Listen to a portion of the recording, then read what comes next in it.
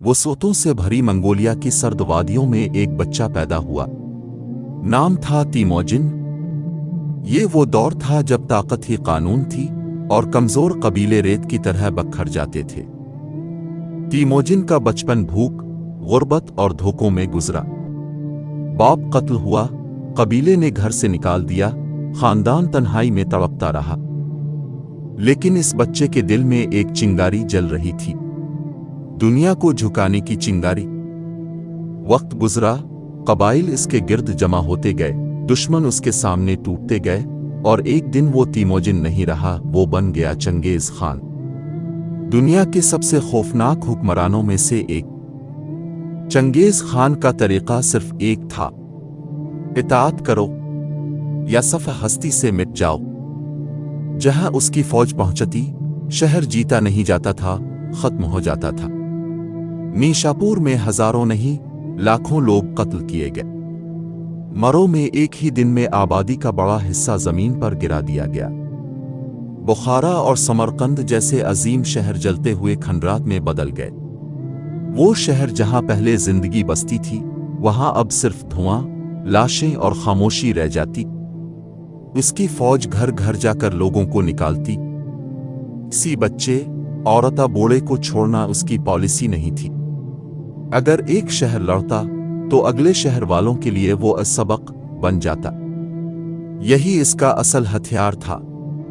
खौफ, कैदियों के साथ सलूक भी सफाकियत की इंतहा था।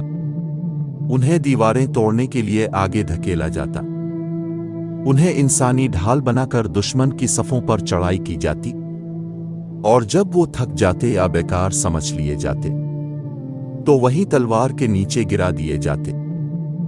जंगों के बाद औरतें सबसे ज्यादा जुल्म का सामना करती थीं।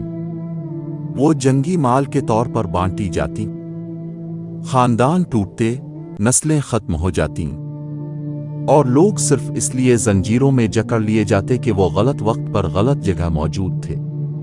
चंगेज खान की फतूहात में मजहबी मकाम भी महफूज नहीं थे। मसाजिद को जलाया गया, मदारिस मिटा दिए गए, लाइब्रेरियां राख में बदल गईं, उलमा और कारीगर तो कत्ल कर दिए गए या गुलाम बना लिए गए।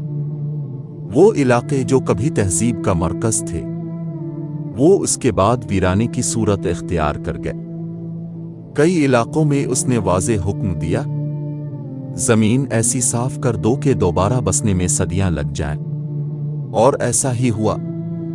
ख्वारिज़म शाही सल्तनत, खरासान, ईरान और मशरकी यूरोप के कई हिस्से सदियों तक तबाही के असरात से बाहर ना आ सके।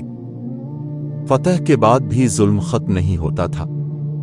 अक्सर हर मंगोली सिपाही को 10 लोगों का गिरोह दिया जाता। वो ये फैसला करता कि इनमें से कौन जिंदा रहेगा और कौन मरेगा। अक्सर पूरा गिरोह ही मार दिया जाता। ये तमाम जुल्म इसलिए किए जाते थे ताकि अगला शहर लड़ने की हिम्मत ही ना करे। और यही हुआ। इसकी दहशत ने आधी दुनिया को बगैर लड़ाई के सर झुकाने पर मजबूर कर दिया।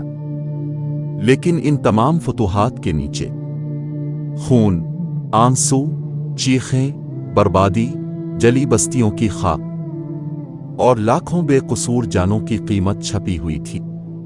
चंगेज खान ने दुनिया का नक्शा बदल दिया, लेकिन इस नक्शे पर इंसानियत के जख्म आज भी नजर आते हैं। वो तारीख का एक ऐसा नाम बन गया जिसे न सिर्फ अजीम फातेह कहा जाता है, बल्कि सबसे जालिम हुक्मरानों की सफ में भी पहली कतार में खड़ा किया जाता है।